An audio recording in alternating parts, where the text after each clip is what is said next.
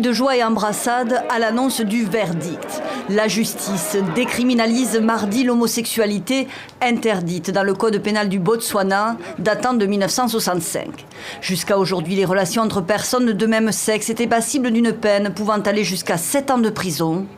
Les militants attendaient avec fébrilité ce verdict. Les arguments en faveur de la dépénalisation, c'est le droit d'expression, le droit à la vie privée, le droit aussi à une protection égale pour tous par la loi.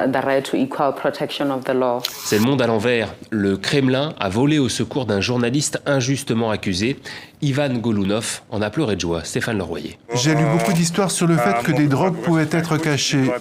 Je n'aurais jamais pensé que ça pouvait m'arriver.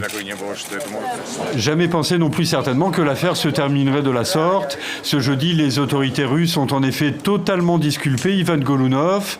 Les policiers qui l'ont arrêté seraient suspendus et 2 responsables de la police moscovite limogés.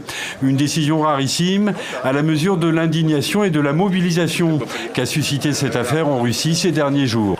Ils ont pilonné les villages de 17h à minuit. Donc ils criaient, à chaque tir, ils disaient Allah Akbar, Allah Akbar.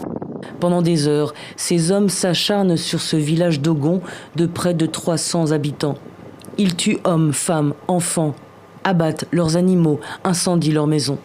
Apparemment, c'est le même mode opératoire qu'à Ogosagou le 23 mars dernier.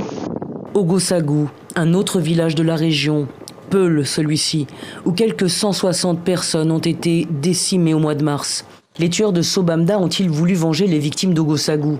Faut-il exclure la piste islamiste?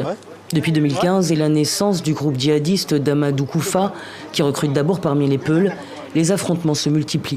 Une cérémonie discrète ce mardi dans un bureau du Parlement à Bogota, la capitale colombienne.